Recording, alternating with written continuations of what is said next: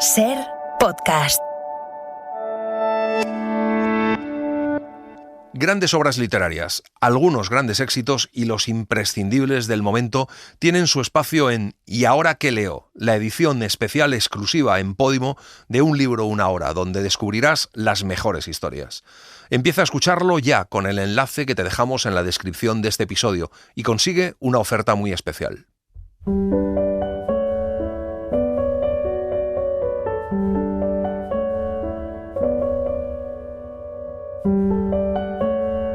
Un libro, una hora. Dirigido por Antonio Martínez Asensio.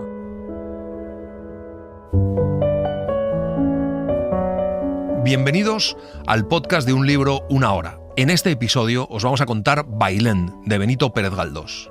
Benito Pérez Galdós nació en Las Palmas de Gran Canaria el 10 de mayo de 1843 y murió en Madrid el 4 de enero de 1920.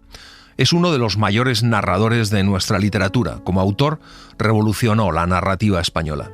Nosotros ya les hemos contado Marianela, Trafalgar, Doña Perfecta, Misericordia, Tristana y Miau, y hoy les traemos Bailén. Bailén se publicó en 1873, es la cuarta novela de la primera serie de los episodios nacionales. Es una novela muy divertida, llena de acción y de emoción, que cuenta como pocas una batalla, y a la vez nos sumerge en los amores de su protagonista y en los personajes esenciales de la primera serie. Vamos allá. Me hacen ustedes reír con su sencilla ignorancia respecto al hombre más grande y más poderoso que ha existido en el mundo. Si sabré yo quién es Napoleón. Quien así habla es el señor de Santorcaz, que está contando cómo el mismísimo caballo de Napoleón le hirió en la batalla de Austerlitz, a pesar de lo cual se incorporó para gritar «¡Viva el emperador!». Es un hombre con rasgos y expresión de cierta hermosura marchita, alto de cuerpo, de mirada viva y sonrisa entre melancólica y truanesca, de ademanes francos y desenvueltos, de hablar facilísimo, lo mismo en las bromas que en las veras. Tiene bigote, y su forma de vestir le hace pasar como nacido fuera de España, aunque es español. Dos personas, ambas de edad avanzada y de distinto sexo, componían su auditorio. El varón, que desde luego me pareció un viejo militar retirado del servicio, oía con fruncido ceño y taciturnamente los encomios del invasor de España. Pero la señora anciana, más despabilada y locuaz que su consorte, contestaba al panegirista con cierto desenfado, tan chistoso como impertinente. Santorcaz defiende que cuando se organicen bien los cuerpos del ejército y venga el emperador en persona a dirigir la guerra, España no podrá menos que someterse a lo que el anciano, al que llaman todos el gran capitán porque fue asistente del marqués de Sarriá, contesta que España no se somete. Llama a los franceses los asesinos de Madrid y dice que en Andalucía se está formando un ejército y en Valencia otro, y otro en Galicia y en Castilla, y que hasta los pueblos están declarando la guerra a Napoleón. ¿Has visto alguna vez bribonada semejante? Fusilar en cuadrilla a tantos pobrecitos, sin perdonar a sacerdotes ancianos, a inocentes doncellas y a infelices muchachos como el que está en esa cama. Ay, usted no vio aquello, señor de Santorcaz, porque llegó a Madrid 3 días después. Pero si usted lo hubiera visto. Y cuenta que vio salir de la oficina al capitán don Luis Daoíz, y se le llenan los ojos de lágrimas mientras recuerda cuando entró don Pedro Velarde buscándole. El gran capitán no puede continuar porque la pena ahoga su voz. Su mujer, doña Gregoria, se lleva también la punta del delantal a los ojos. Santorcaz, más serio y grave que antes, respeta el dolor de sus dos amigos. El gran capitán dice que en España somos de otra manera y que tenemos vergüenza, pero la mujer les manda callar porque el chico que está en la cama se ha despertado. Los tres me miraron. Y yo observé claramente cuánto me rodeaba, pudiendo apreciarlo todo, sin mezcla de vagas imágenes ni mentirosas visiones. Hallábame en una cama, de cuyo durísimo colchón daban fe las mortificaciones de mis huesos y la instintiva tendencia de mi cuerpo a arrojarse fuera de ella, mientras uno de mis brazos, fuertemente vendado, se negaba a prestarme apoyo, tan inmóvil y rígido como si no me perteneciera. Todos le miran. Gabriel tiene la cabeza vendada. Doña Gregoria dice que ya se le ha quitado la calentura y que está vivo de milagro. Y el gran capitán cuenta que tenía 3 balazos en su cuerpecito, uno en la cabeza, el cual no es más que una rozadura, otro en el brazo izquierdo, que no le dejará manco, y el tercero en un costado y en parte sensible. Ha sobrevivido nada menos que a un fusilamiento. Lo primero que pregunta Gabriel es ¿qué ha sido de Inés? Bailén es el cuarto de los 46 episodios nacionales que escribió Benito Pérez Galdós, escrito en octubre y noviembre de 1873. Como señala el blog El Sol Digital, en Bailén, Galdós sigue mezclando realidad y ficción con gran maestría y se lanza abiertamente por el camino del folletín en la parte novelesca, y está todo lleno de casualidades y de enredos que se entremezclan y complementan, y permiten a Gabriel seguir el rastro de Inés. Lo verdaderamente ejemplar son las descripciones minuciosas de los movimientos de tropas y de sus estrategias, marchas y contramarchas, así como de la batalla en sí, que recrea con gran delectación. No es un episodio de mucha descripción de personajes, y sí, más bien, de hechos bélicos o prebélicos con todo detalle y sin cansar, con la maestría propia de un especialista en el género. Aquí tenemos que contar cosas que han ocurrido en los dos anteriores episodios nacionales, la corte de Carlos IV y el 19 de marzo y el 2 de mayo. Gabriel, protagonista de esta primera serie y al que conocimos en Trafalgar, se enamoró de Inés, la hija de una costurera, una chica muy guapa y muy sensata. El tío de Inés, don Mauro, quiso casarse con ella e Inés se negó. Su tío la encerró y, ayudada por Gabriel, se escapó junto con Celestino, un sacerdote. Ambos se encontraron en el Madrid tomado por los franceses. Las batallas se sucedían en las calles de Madrid. Gabriel estaba con un compañero de trabajo llamado Juan de Dios, que también estaba enamorado de Inés. Los franceses se fueron debilitando, pero cuando Gabriel fue a ver a Inés y a Celestino, los franceses los habían arrestado. Cuando consiguieron encontrarlos, Gabriel ofreció su vida para que no mataran a Inés. Juan de Dios y el licenciado Lobo consiguieron que no la mataran, pero los franceses fusilaron a Gabriel y a Celestino. Juan de Dios puso a salvo a Inés y luego fue a enterrar a Gabriel, pero Gabriel estaba vivo. Le llevó a la casa donde vivía y es ahí donde Gabriel se acaba de despertar. Yo saqué a Inés de la huerta del Príncipe Pío.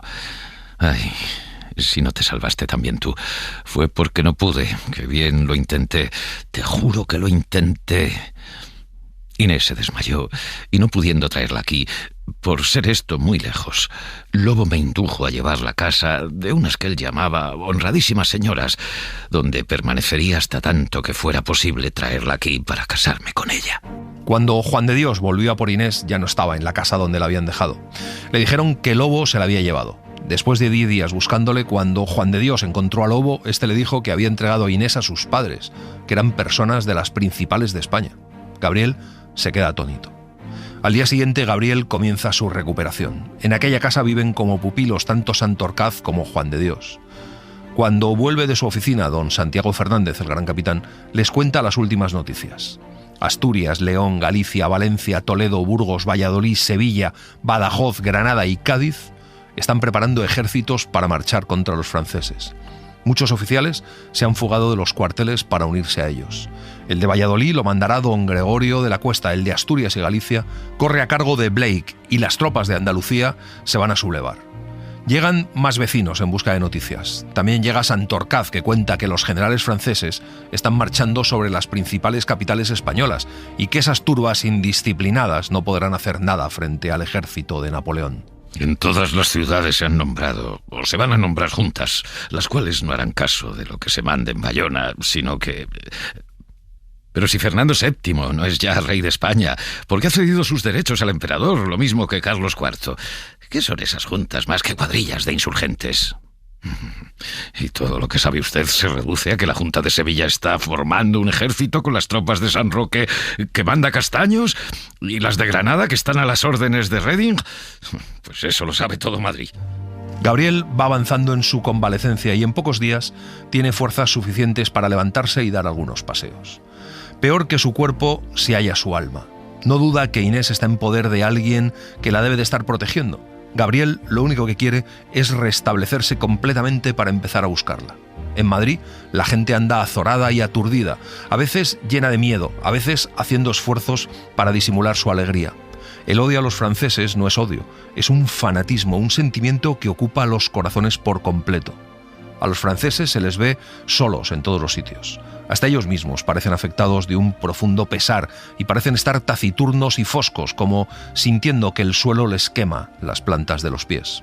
Solo se habla de los oficiales que han huido de Madrid para unirse a los ejércitos de Cuesta o de Blake. Escasean los jornaleros porque de los barrios bajos parten diariamente muchos hombres a engrosar las partidas. Todas las tertulias, que entonces eran muchas, pues la sociedad no se desparramaba aún por los cafés, eran, digámoslo así, verdaderos clubs donde latía sorda y terrible la conspiración nacional. Se conspiraba con el deseo, con las noticias, con las sospechas, con las hipérboles, con las sátiras, con verdades y mentiras, con el llanto tributado a los muertos y las oraciones por el triunfo de los vivos. A Gabriel se le ocurre ir a ver a la condesa Amaranta, a la que dicen que Goya pintó desnuda, y para la que trabajó Gabriel y en cuya casa conoció a Inés. Y resulta que Inés ha estado allí, pero Amaranta no quiere decir más. Gabriel busca entonces a Lobo, que le dice a Gabriel que la condesa ha decidido recoger e identificar a Inés para darle la posición que le corresponde. La han llevado a Córdoba, le dice.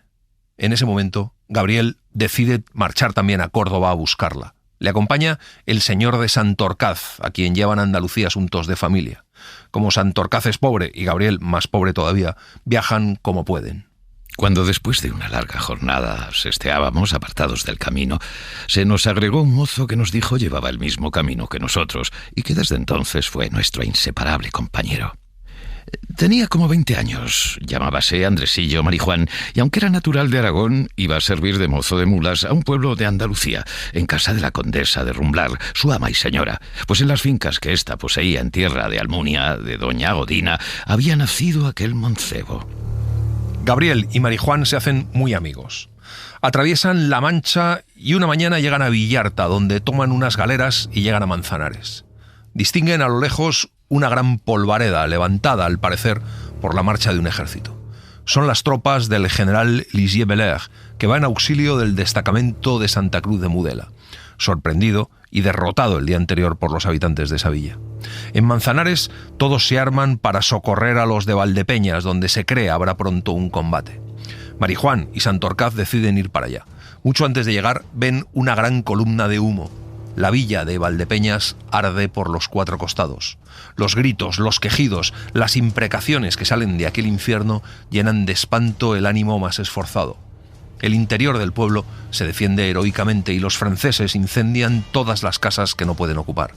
Tras una larga negociación, los franceses se repliegan. Franceses y españoles se habían destrozado unos a otros con implacable saña. Pero al fin aquellos creyeron prudente retirarse, como lo hicieron, no parando hasta Madridejos.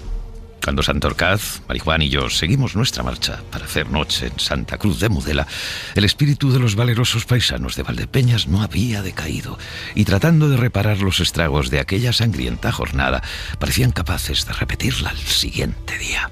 En La Carolina y en Santa Elena escasean los hombres porque la mayor parte han ido a incorporarse a la legión formada por don Pedro Agustín de Echevarri, cuya base son los valerosos contrabandistas del país. Los campos están abandonados y en algunos sitios las mujeres se ocupan de segar a toda prisa los trigos. Cerca de Guarromán ven grandes sementeras quemadas. Hasta entonces no ha ocurrido ninguna colisión sangrienta entre imperiales y andaluces. Se detienen en Bailén, donde reside el ama de Marijuán, doña María Castro de Oro de Afán de Rivera, condesa de Rumblar, que les ofrece hospitalidad. La casa es grandísima y hay comida y bebida de sobra. ¿A estas horas?, nos dijo la condesa. Los franceses deben de haber empezado una acción con el ejército de paisanos que dicen salió de Córdoba para defender el paso del puente de Alcolea. Si ganan los españoles, los franceses retrocederán hacia Andújar y, como han de estar muy rabiosos, cometerán 1000 atrocidades en el camino. No conviene que salgan ustedes de aquí, a no ser que tengan intención, como mi hijo, de incorporarse al ejército que se está formando en Utrera. El patrimonio de aquella casa es bueno, aunque muy inferior al de otras familias de Andalucía y de Castilla. Pero la condesa les cuenta que serán de los primeros de España cuando su hijo herede el mayorazgo de unos parientes por línea colateral que carecen de sucesión directa. Para facilitar esto, doña María trata de casar a su hijo con una hembra de la familia de aquellos parientes, poseedores del mayorazgo, y residentes en Córdoba, aunque su habitual morada es Madrid. No es obstáculo, para ello, la niñez, más bien moral que física, de don Diego, su hijo. La invasión napoleónica ha trastornado sus planes y ha decidido que su hijo tiene, como los hijos de todas las familias nobles de Andalucía, que alistarse en el ejército de Castaños. Marijuán fue destinado a acompañar al señorito. Con él y otros criados formóse una legioncilla de 5 hombres. Más sabedora doña María de que otros jóvenes de familias ricas de Baeza, Bujalance y Andújar habían llevado hasta 10, mandó que se aumentara aquel número, fijándose al instante en Santorcaz y en mí. Se nos ofrecía 1 peseta diaria, además de lo que cayera si volvíamos con vida y salud. Santorcaz opinó que yo debía aceptar el enganche, y yo fui del mismo dictamen respecto a mi amigo. Gabriel entiende que para buscar a Inés es mejor que entre en Córdoba como soldado que como vagabundo. No tardan en partir. Doña María, cuando su hijo está preparado, le entrega la espada de la familia, una hermosa hoja toledana que tiene en el puño el escudo de los Rumblares. Doña María le dice a su hijo que cuando llegue a Córdoba tiene que visitar a sus primas y entregarles unas cartas. Un criado antiguo se encarga del dinero, otro lleva las ropas del señorito, Marijuán lleva las provisiones y en la grupera de Gabriel ponen varios encargos y las cartas que don Diego debe entregar en Córdoba. Cuando Gabriel puede ver los sobres, se queda frío de sorpresa y casi de terror al leer los nombres de Amaranta y de su tía la marquesa. No tomamos el camino real desde Bailén a Córdoba por no tropezar con la retaguardia del general Dupont o con los muchos destacamentos que había dejado en todos los pueblos. Al salir de Bailén, supimos la derrota de los paisanos y soldados de regimientos provinciales en el puente de Alcolea, y en Alcaudete nos dieron otra terrible noticia referente a la entrada de los franceses en Córdoba y al saqueo de aquella hermosa ciudad. Una vez en Córdoba, Gabriel sale a buscar la casa de la señora Amaranta y de su tía, la marquesa de Leiva. No sabe si estará allí Inés, ni si ella sabrá que Gabriel ha sobrevivido al fusilamiento. Gabriel teme que Inés esté deslumbrada por los esplendores de su nueva posición y se avergüence de haberle amado. Le abre la puerta un criado que le lleva ante la condesa Amaranta. Gabriel intuye que Inés no está allí. Amaranta se digna a recibirle. Es una mujer abrumadoramente hermosa. Le pregunta a Gabriel qué busca, y Gabriel dice que solo quiere visitar a su antigua y querida ama.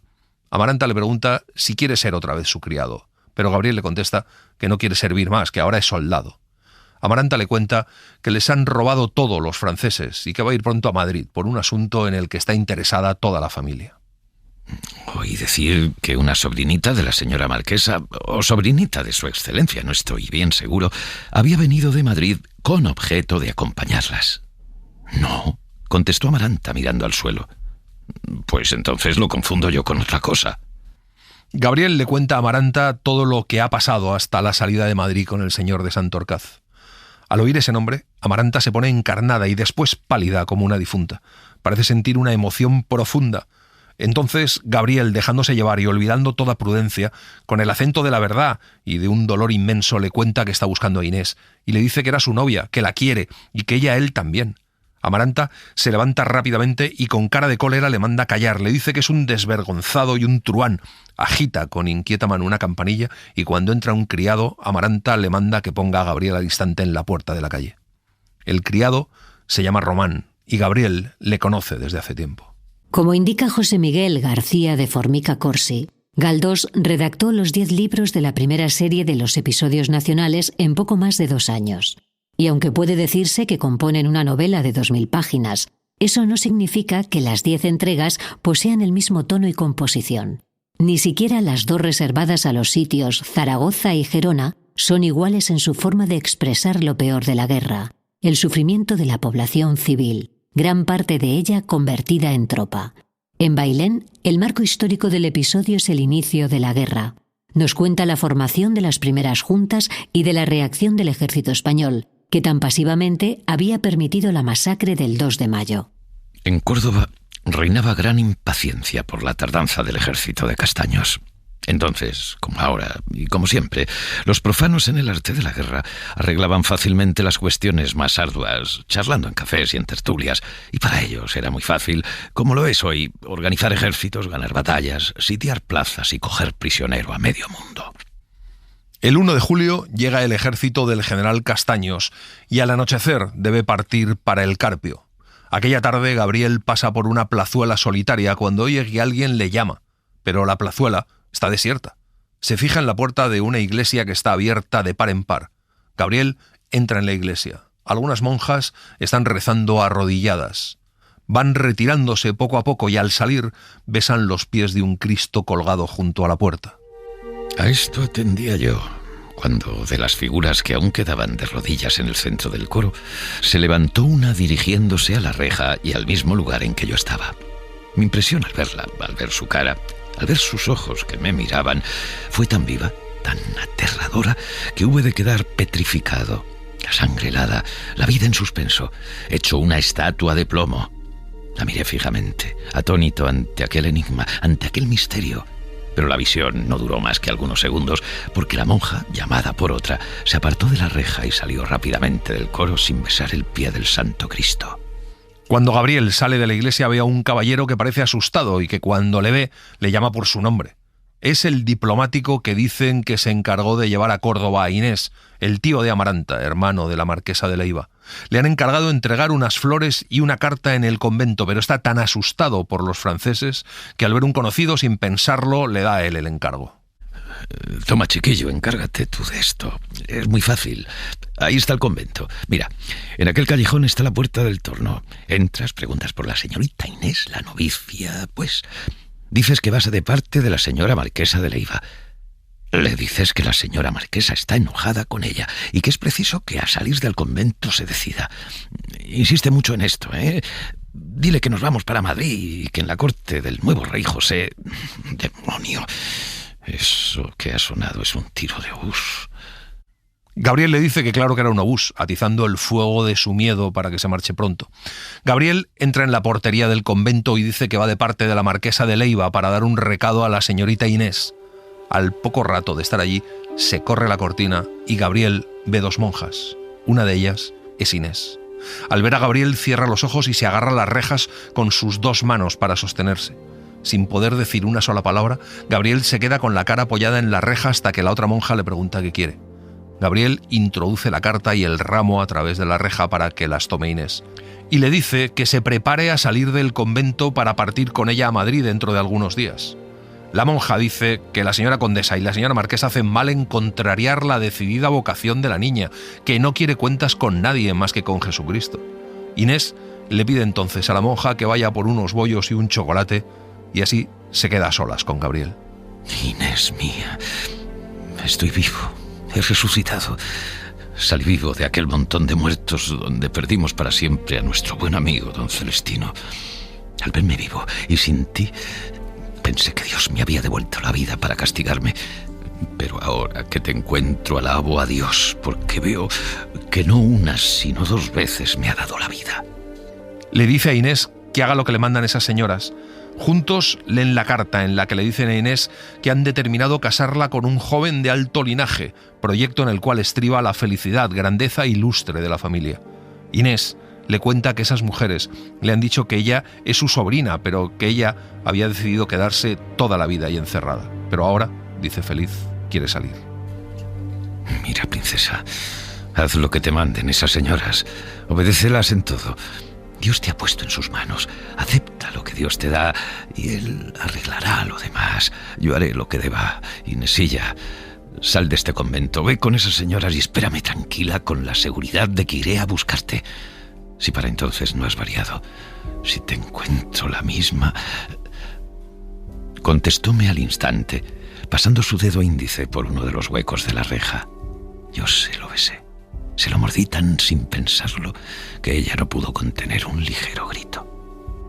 En cuanto Gabriel llega a la posada, le anuncian la salida del ejército. Salen de noche, en fila, con el señorito conde de Rumblar, Santorcaz, Marijuán y los demás de la partida.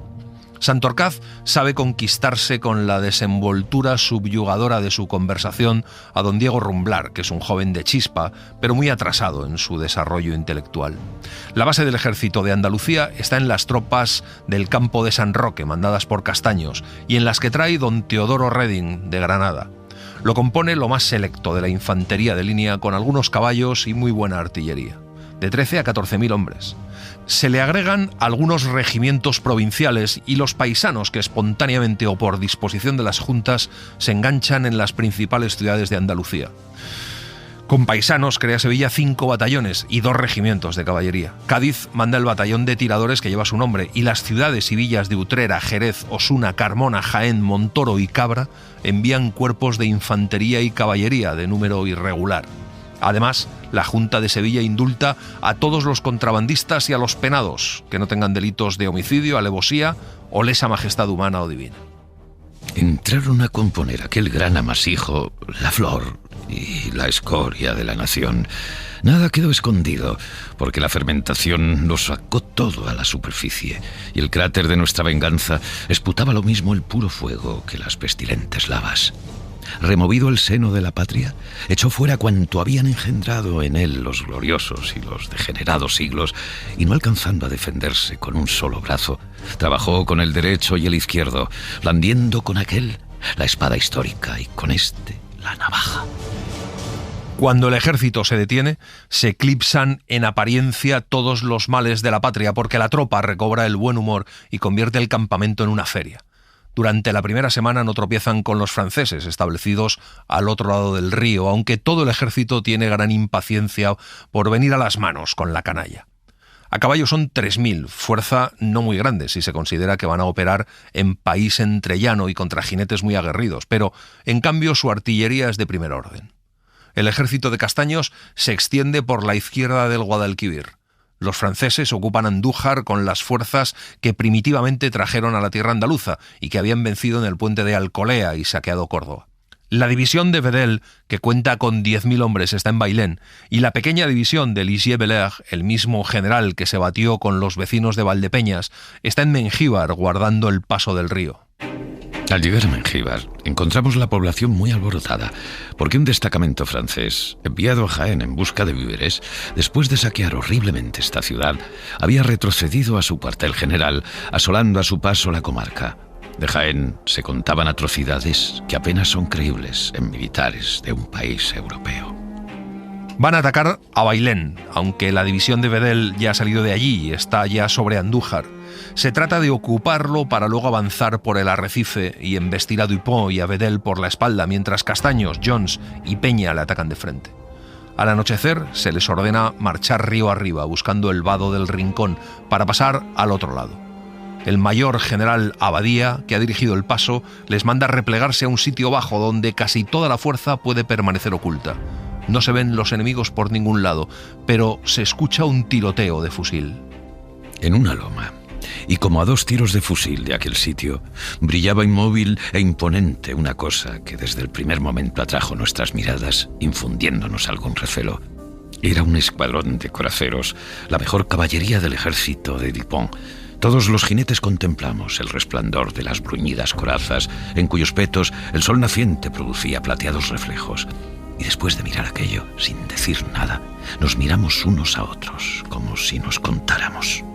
El combate arrecia desde que empieza la infantería a desplegar un frente compacto, pero casi toda la tropa española se mantiene en reserva. La caballería recibe orden de ocupar un cerro a mano derecha. Los españoles tienen la ventaja de que los franceses no pueden ver cuántos son. Las filas españolas desalojan a los franceses de sus posiciones. Ellos repliegan en desorden y entonces se mueven los coraceros. Pero entonces ocurre uno de esos cambios de escena tan frecuentes en la guerra que a veces bastan para decidir la victoria, y es que los españoles salen de su escondite. La infantería francesa estaba delante de nosotros, resguardada por sus coraceros, pero estos, observando nuestro movimiento y reconociendo al instante su indudable inferioridad, invadieron precipitadamente la carretera. La retirada era cierta. Se nos formó en columnas, dándonos orden de cargar, y el regimiento se puso rápidamente al galope.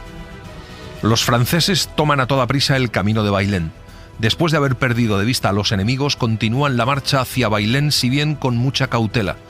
A eso del mediodía reciben el fuego de los imperiales que, rehechos con un destacamento, tratan de ganar lo perdido. Pero de pronto la escaramuza termina, cesan los tiros y los franceses retroceden en desbandada hacia Bailén. La razón es que han tenido una pérdida funesta, la de su general Gobert, que muere pocas horas después en Guarromán. El ejército español vuelve hacia Mengíbar. La intención es reunirse con el marqués de Coupigny para emprender juntos un nuevo ataque. Es el Día del Carmen, fiesta conmemorativa de la gran batalla de las Navas de Tolosa, ganada contra los infieles por castellanos, aragoneses y navarros, en los mismos sitios donde se combate con Francia, 596 años antes. Nuestro don Diego, siempre al arrimo de Santorcaz, Marijuán, yo y algunos más, formábamos un grupo bastante animado, en el cual no cesó el ruido hasta muy alta la noche. Después de cantar, no escasearon los cuentos, acertijos y adivinanzas, y por último, la conversación recayó en tema de mujeres. «Yo», dijo don Diego con su natural ingenuidad, «me voy a casar. A todos los convido a mi boda». «¿Y quién es la novia?», dirán ustedes. Pues sepan que no la he visto. Mi señora madre lo ha arreglado todo con otras 2 señoras de Córdoba y, según me han dicho, es más bonita que el sol, aunque ahora da en la manía de no salir del convento. Y Gabriel les dice a todos que él también se va a casar cuando termine la guerra, con una condesa que es la dueña de todas esas tierras. Los demás se ríen y no le creen. Rumblar sigue contando de su novia y dice que Santorcaz guarda un medalloncito con el retrato de ella.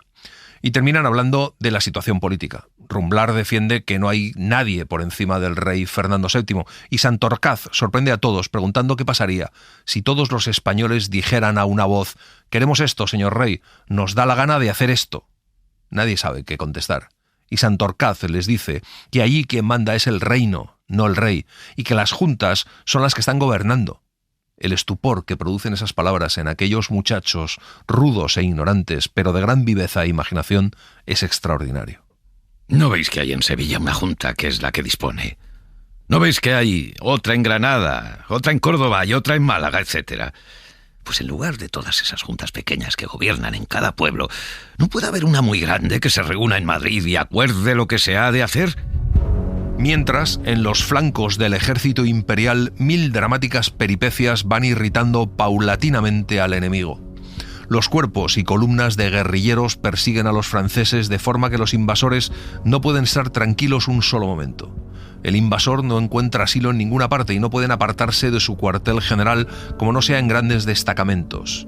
Y eso ocurre en todos los pueblos de la carretera de Andalucía, desde Córdoba hasta Santa Elena. Cuando los españoles entran en Bailén, se sorprenden de no ver ninguna fuerza francesa a la entrada del pueblo, y es que la división Vedel solo ha pasado por allí en dirección a la Carolina. En Bailén, Gabriel y su grupo tienen tiempo de ir a casa de la condesa de Rumblar, donde don Diego le da un disgusto a su madre al contarle que ha cambiado la espada de la familia, la que llevó el tatarabuelo de su padre en el sitio de Maastricht, por un sable nuevo que le dio un sargento, porque dice que la espada de la familia no cortaba bien. Según el blog La mano del extranjero, Bailén presenta numerosos personajes que han de ser fundamentales en casi toda la primera serie. Es evidente el minucioso trabajo de documentación del escritor a la hora de reconstruir los movimientos de los distintos cuerpos del ejército. Pero es un acierto que, de pronto, el relato sentimental interrumpa el militar. Lo mejor del libro se encuentra en su sabroso arranque madrileño, cuando una vez más consigue dar voz a esos ejemplares episódicos del pueblo llano español en el viaje hacia Andalucía o en todas las escenas donde hace aparecer a los personajes del núcleo de los Rumblar. De hecho, estamos ante el libro donde se concentran más tipos de irresistible humorismo. Era la madrugada cuando las columnas de vanguardia comenzaron a salir de Bailén. Mi regimiento debía salir de los últimos. Íbamos a Andújar resueltos a tomar la ofensiva contra el ejército francés, que al mismo tiempo debía ser atacado por castaños del lado de Marmolejo. Al saber Dupont la derrota de Ligier-Belair y la muerte de Robert, dispuso que Vedel marchase sobre Bailén con intención de seguirle él al día siguiente. Ligier-Belair cree que los españoles se están retirando y emprende la marcha hacia el norte. Y cuando Vedel llega a Bailén, también interpreta mal el movimiento de los españoles y manda un emisario a Dupont diciéndole que los insurgentes han ido a cortar el paso de la sierra y que él se dirige a la Carolina, que vaya tras él y que así acabarán con los españoles. Pero entre tanto los insurgentes, replegados a la orilla izquierda, fingen un movimiento hacia Linares y en cuanto cierra la noche, caminan a marchas forzadas hacia Bailén. Pero Dupont levanta su campo en la misma noche y silenciosamente, sofocando los ruidos de su tropa, abandona Andújar. Oímos un tiro, enseguida otro, luego otro y otro. Todos callamos. Detuviéronse las columnas que habían comenzado a marchar y desde el primero al último soldado prestamos atención al tiroteo que sonaba delante de nosotros, a la derecha del camino y a bastante distancia. Sin duda algo grave pasaba, puesto que el ejército todo se estremeció desde su cabeza hasta su cola.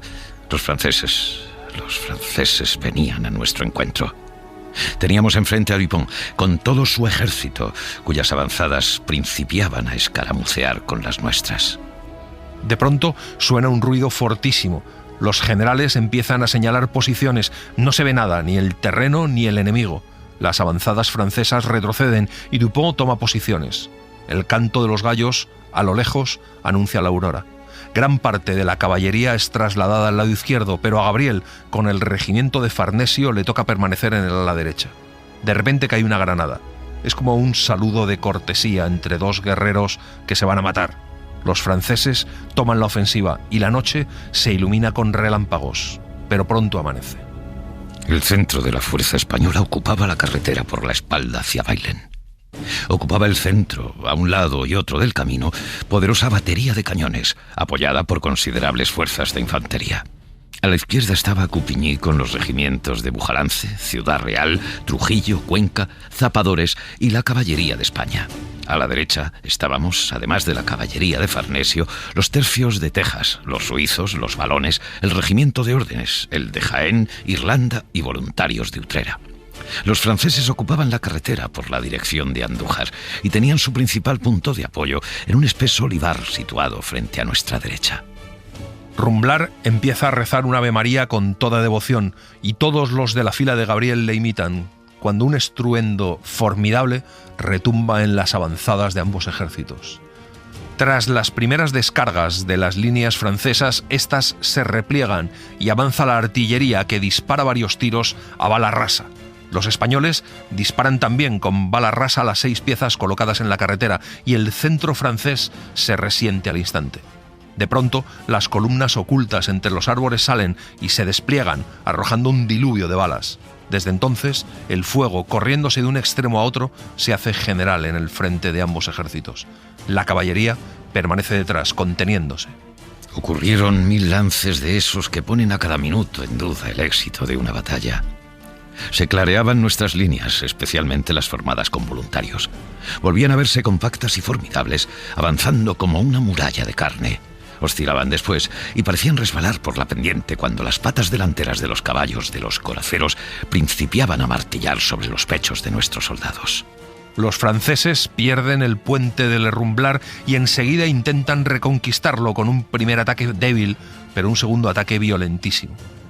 La pérdida del puente sobre el Rumblar, que al amanecer se había ganado, hace que el ala derecha española retroceda buscando mejor posición. Casi todas las posiciones se varían. Los generales saben de la inminencia de un ataque terrible, los soldados viejos la intuyen, los bisoños la sospechan.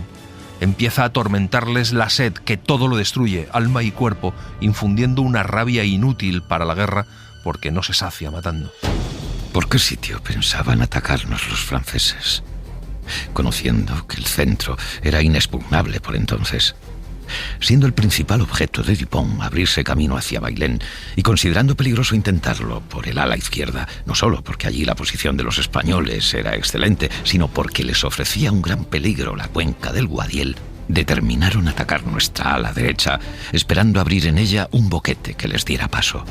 El primer momento es favorable a los de Gabriel, pero el olivar vomita gente y más gente sobre ellos.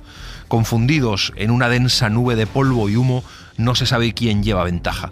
El combate dura mucho tiempo. 2 batallones de reserva españoles avanzan cuando flaquean los anteriores. El regimiento de órdenes, uno de los más valientes del ejército, se arroja sobre el enemigo al mando de su coronel, don Francisco de Paula Soler, y casi todos caen, como si una gigantesca hoz les segara. También se refuerzan los franceses, que avanzan a la bayoneta. Un grito resuena en el regimiento de Gabriel. La caballería va a cargar. Gabriel pica espuela con toda la caballería y caen sobre el enemigo como una avalancha. Gabriel, Santorcaz, el mayorazgo y los demás de la partida van en la segunda fila. Los caballos braman de furor. Yo vi a Rumblar, ciego de ira, luchando cuerpo a cuerpo con un francés. Vi a Santorcaz dando pruebas de tener un puño formidable para el manejo del sable. Usélo con toda la destreza que me era posible, y lo mismo yo que mis amigos y otros muchos jinetes de mi fila nos internamos locamente por el grueso de la infantería contraria. No íbamos mal, pero los franceses eran muchos. Estaban muy hechos a tales embestidas y sabían defenderse bien de la pesadumbre de los caballos, así como de los sablazos. Los combates parciales se entablan pronto y más caballería traída del ala izquierda tiene que reforzarles para no ser envueltos y perdidos sin remisión. Rumblar y Santorcaz desaparecen de la vista de Gabriel, que está a punto de morir. Su caballo cae y Gabriel busca un puesto entre las escoltas de la artillería o en el servicio de municiones. Hace muchísimo calor.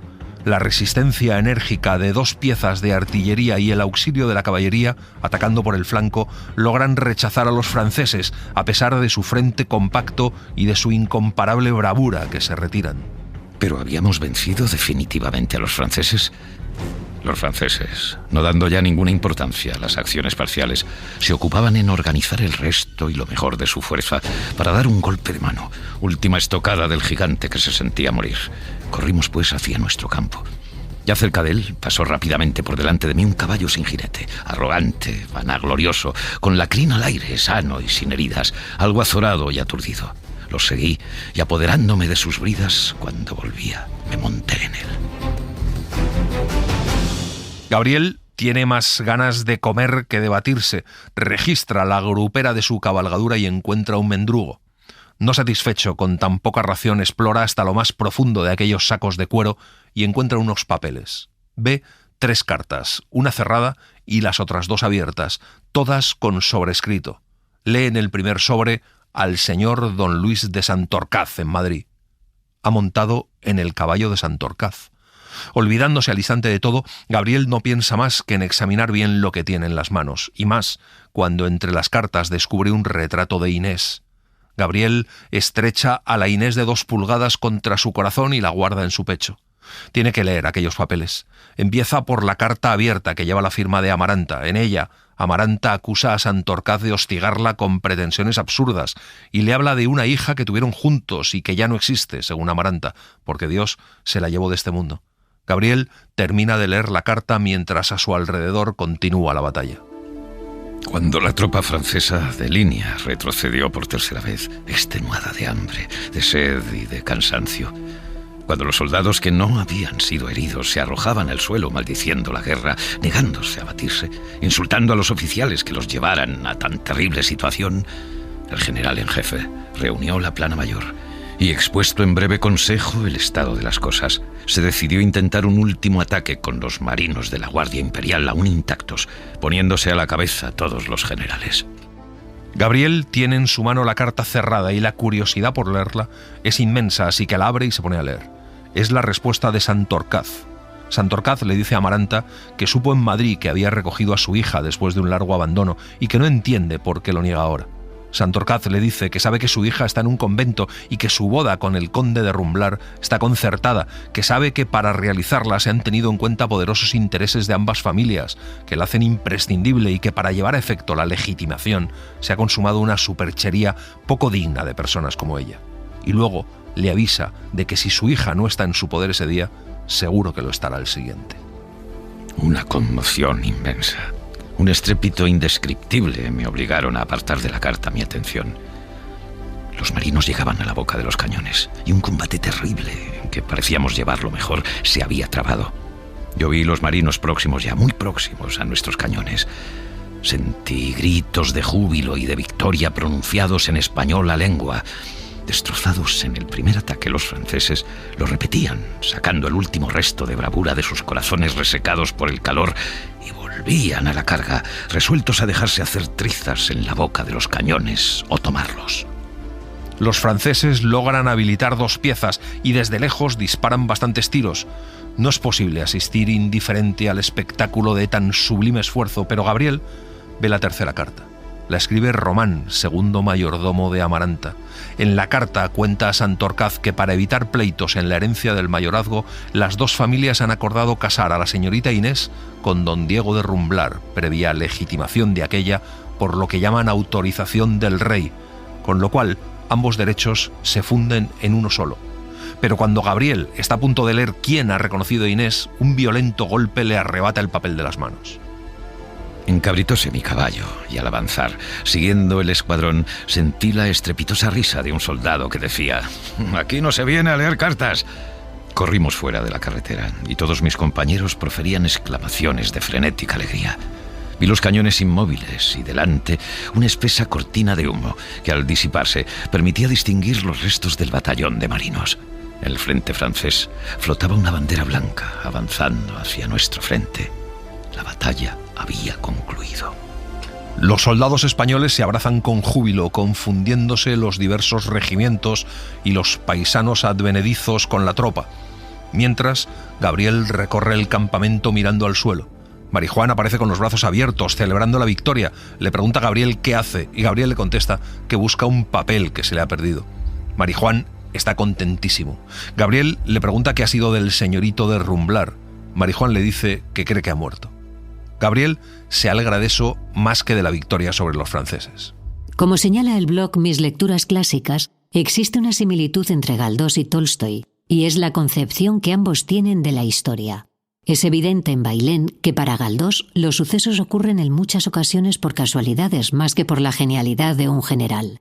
Así nos explica cómo en teoría el conflicto debía producirse en las cercanías de Andújar, pero una serie de acontecimientos provocaron que finalmente el encuentro se produjera en Bailén, algo muy parecido a lo que nos dice Tolstoy en Guerra y Paz, cuando nos describe los prolegómenos de la batalla de Borodino.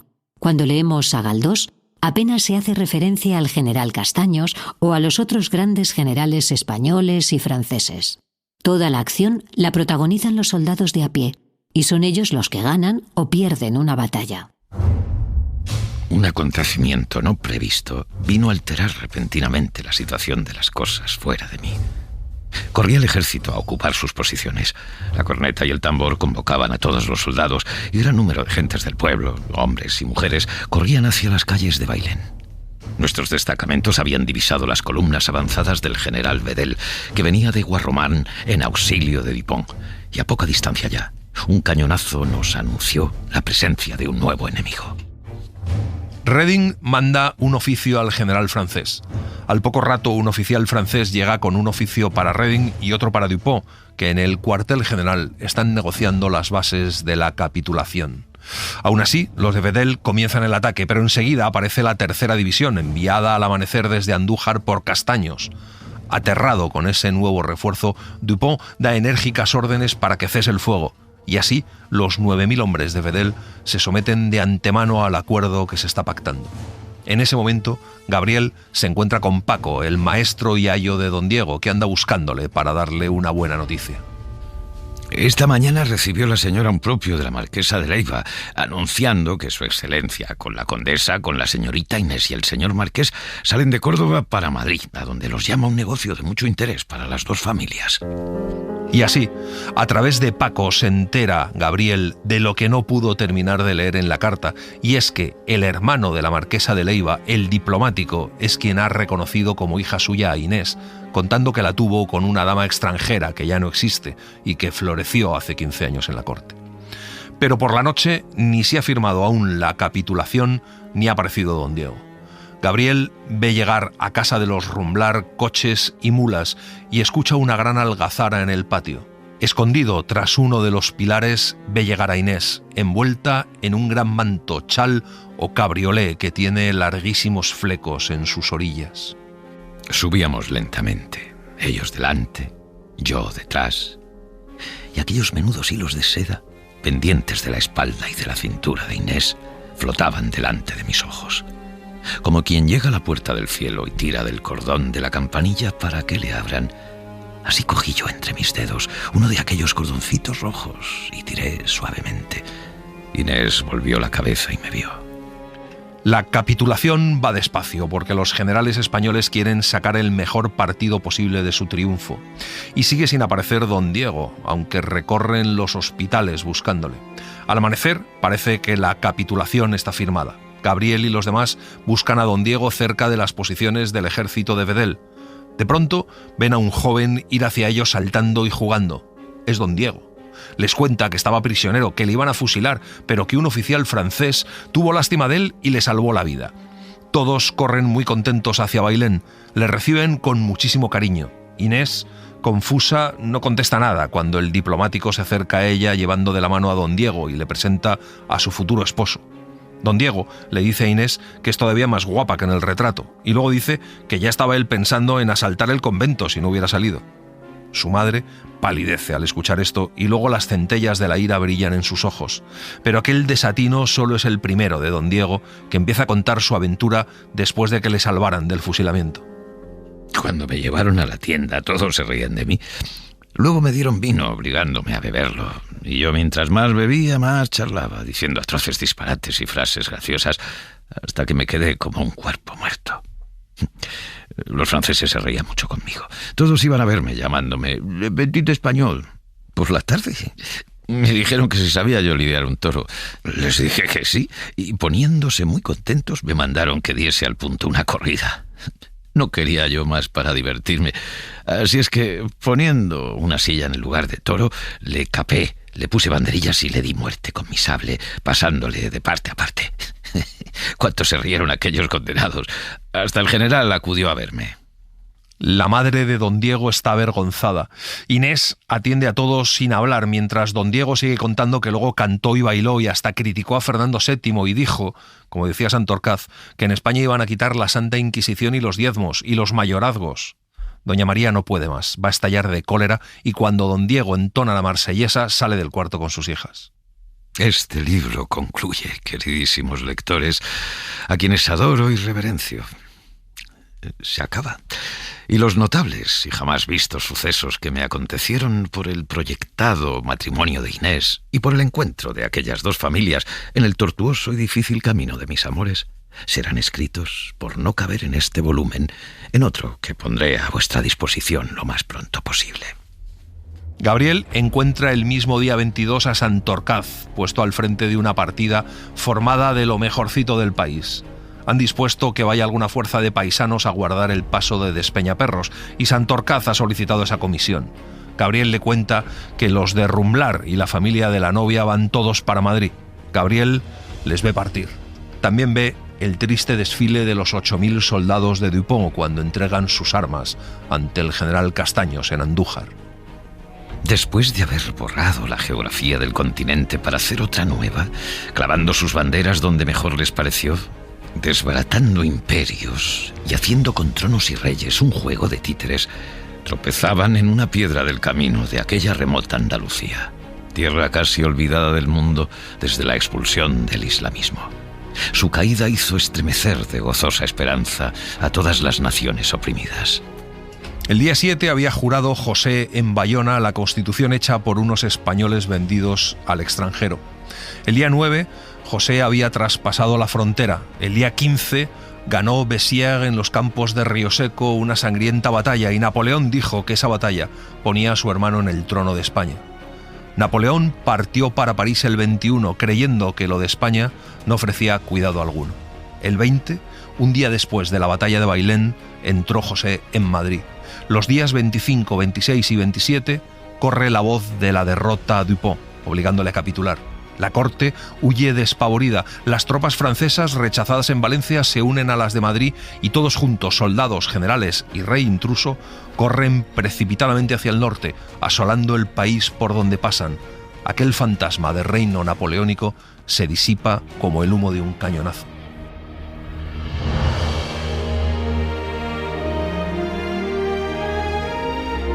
La familia de Inés salió para Madrid hacia fin de mes y en los días en que el ejército vencedor marchaba hacia la capital de España. Esta circunstancia me permitió ir en la escolta que por el camino debía custodiar a tan esclarecida familia. Así es que formé con los 10 a caballo que galopaban a la zaga de los dos coches. Por la portezuela de uno de ellos solía asomarse durante las paradas una linda cabeza cuyos ojos se recreaban en la marcial apostura del pequeño escuadrón. Pasan Despeñaperros una noche muy oscura. De pronto se detienen los coches, se oyen gritos, suena un disparo y algunos hombres de mal aspecto se arrojan al camino. Gabriel y otros hombres corren sable en mano hacia ellos. Pero basta ya y déjenme dormir. Pues ni con tenazas me han de sacar una palabra más.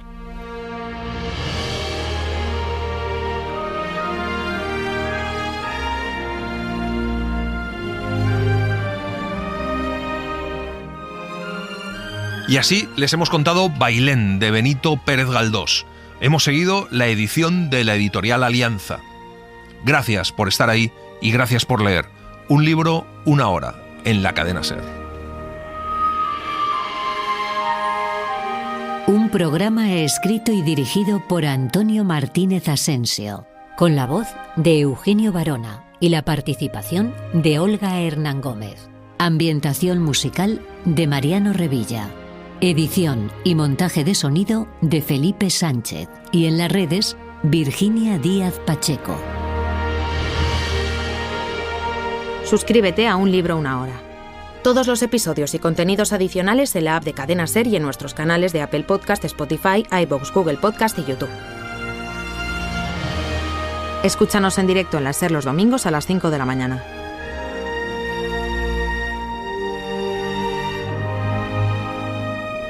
En Y ahora que leo, te acercamos esos libros que se acaban de estrenar y todavía no te has decidido a leer. Disfruta del podcast en exclusiva en Podimo y descubre la mejor selección literaria pinchando el enlace que te dejamos en la descripción de este episodio. Cadena SER. La radio.